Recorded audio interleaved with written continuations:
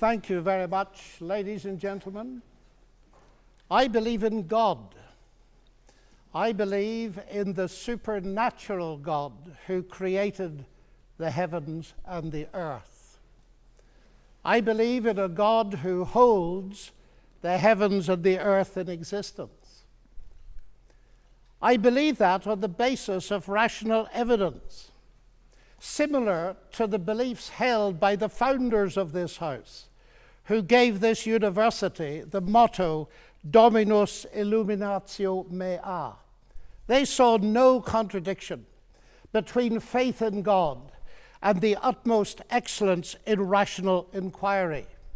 And if I dare mention my alma mater of Cambridge in this holy place, I would remind you that on the door of the Cavendish Laboratory in Cambridge are written the words, "Great are the works of the Lord, studied by all who delight in them."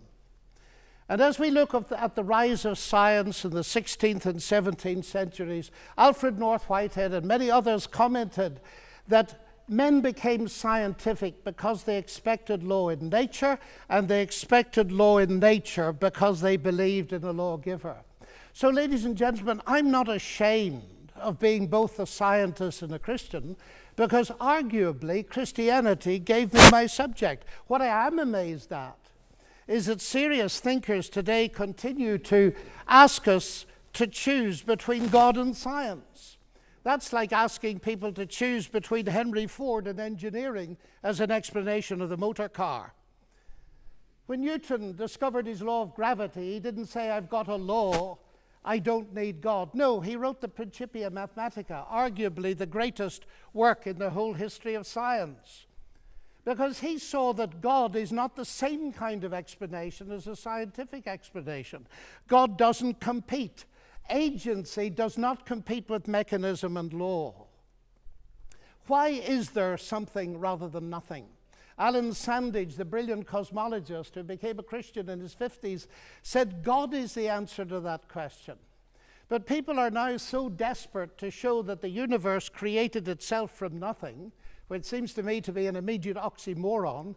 If I say X created Y, I'm assuming the existence of X to explain the existence of Y. If I say X created X, I'm assuming the existence of X to explain the existence of X, which simply shows that nonsense remains nonsense even if high-powered scientists utter it.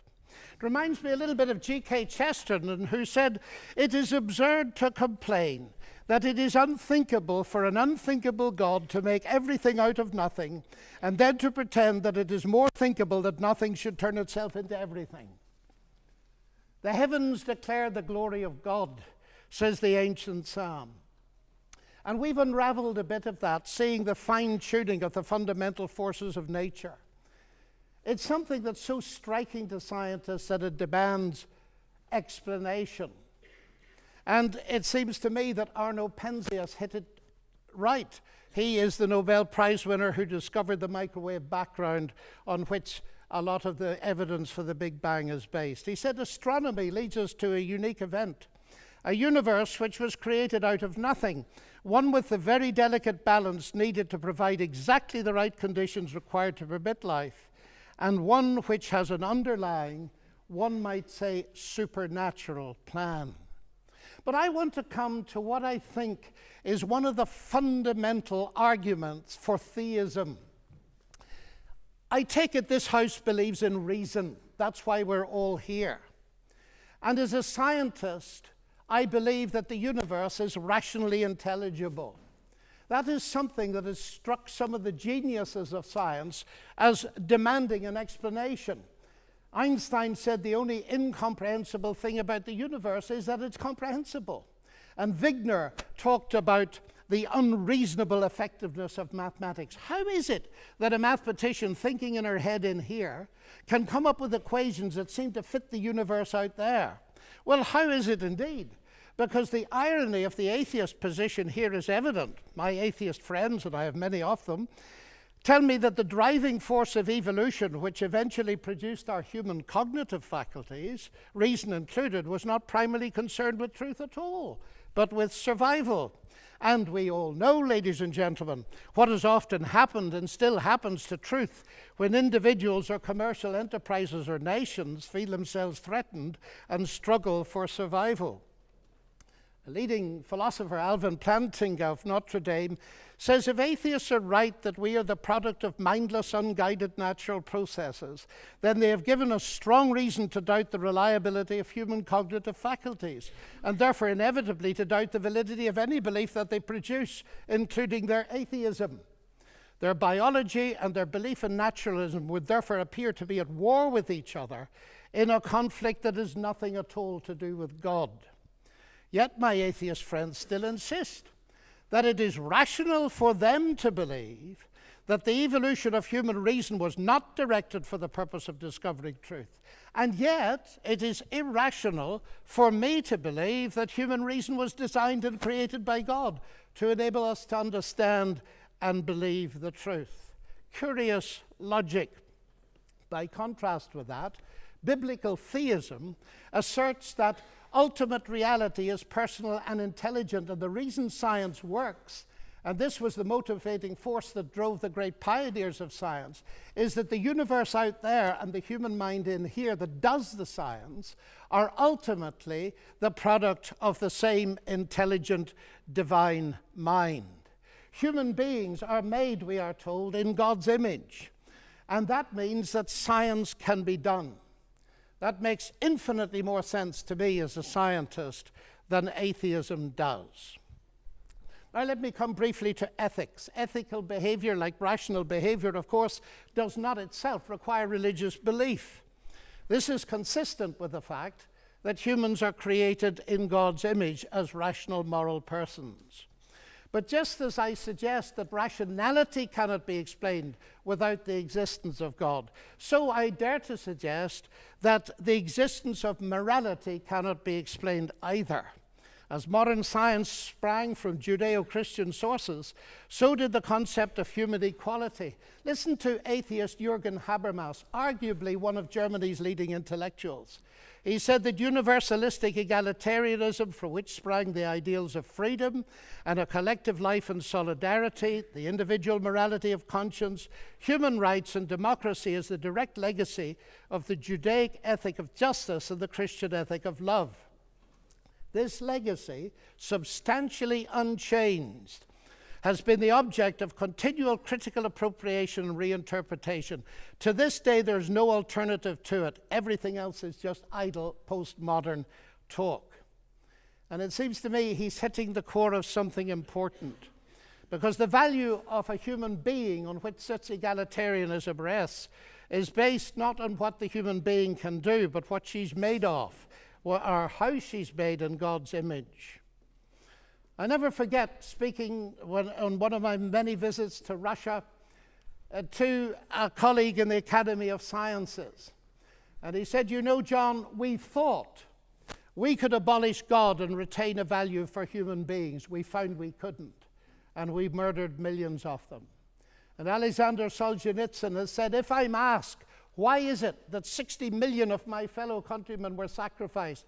He said, the answer is, we have forgotten God. Science, of course, marvelous as it is limited. Even a Nobel Prize winner, by analyzing a cake, cannot tell why it was made. But Aunt Matilda, who made it, can tell you. She can reveal it to you. But if she doesn't reveal it to you, you'll never know. And that brings me to my next evidence. It's the same with the universe. We can analyze it magnificently, but ultimately, if it has a maker, and I believe it has, only he can tell us what it's all about. And he's done so in the powerful narrative of the Bible, in particular in its analysis of the problem with humanity, not simply in terms of behavioral breakdown between people, but a vertical breakdown of trust between us and the Creator. The unique solution to that problem is not simply in terms of human ethical development, although that's very important, but in terms of something far deeper altogether. The restoration of the fractured relationship with God through the salvation he has brought through Jesus Christ. A radical relationship that empowers us to live ethically from God. And here we reach what for me is the chief evidence, not only for the existence but the nature of God. It is Jesus Christ. He it was who not only taught the golden rule but embodied it, fed the hungry, healed the sick and suffering, and welcomed society's outcasts, brought honor and respect to the marginalized and ashamed. And he's brought forgiveness and peace to multi-millions around the world. He's able to do this, of course, because though he was a man, he uniquely never was only a man, but God become human. The central evidence for this startling claim is, of course, his historical resurrection from the dead that launched Christianity in the world. This is, of course, ladies and gentlemen, a crunch issue.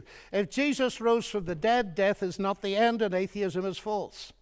If Jesus did not rise from the dead, Christianity is false. And I remember at Cambridge as a student listening to the brilliant Sir Norman Anderson, a legal expert, going through forensically the evidence from his legal perspective as a brilliant lawyer. And he said at the end of it, "The empty tomb, then, of Jesus forms a veritable rock on which all rationalistic theories of the resurrection dash themselves in vain." Just finally now, as I read the Bible, I do not only find intellectual satisfaction, but I find a great deal of that. I sense the voice of God speaking to me. You say, that's intensely personal. But ladies and gentlemen, we've been asked tonight about belief in God. And I want to strongly emphasize that God is not a theory, he's a person. And if the origination of me qua person is a personal God, then the most exciting thing really is there a possibility of getting to know God? And so I don't simply believe there is a God. I've come to know him and trust him. And I have strong reasons for doing so, because of Christ dying and rising again for me. And that has generated in me a sense of utterly unmerited forgiveness, acceptance, and peace. That has enabled me to face the ugly side of my own nature, and with God's help to do something about it. But it's enabled me to face something else. The hardest problem I face as a Christian is the problem of evil and pain. My niece getting a tumor at 22 that kills her. What do I say to my sister? And this is the hardest problem we face. But it seems to me that atheism here has no answer, because by definition, atheism believes that human death is the end, so there is no ultimate hope. But you see, ladies and gentlemen, we could stay here till midnight and beyond arguing, as has been done in this university for centuries, what a good God should, might, would, could, if not, possibly might, just could he not have done, and we'll get nowhere. So it seems to me there's another question we can ask, and it's this. Granted that life presents us with a double picture. We see some beautiful things.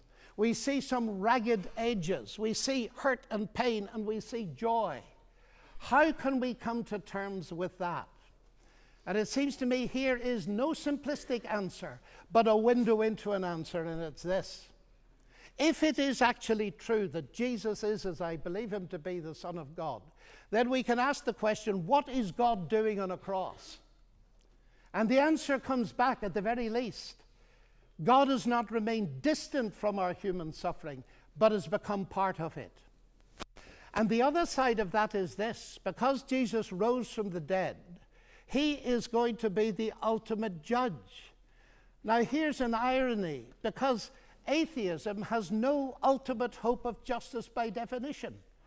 The vast majority of people in the history of the world have died without justice and will die without justice.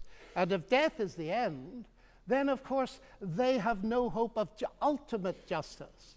But the promise in the New Testament, guaranteed by the resurrection of Jesus, is that he is to be the judge in the coming day. So, ladies and gentlemen, those are some of the reasons why I believe that God is real and worthy to be trusted. Thank you.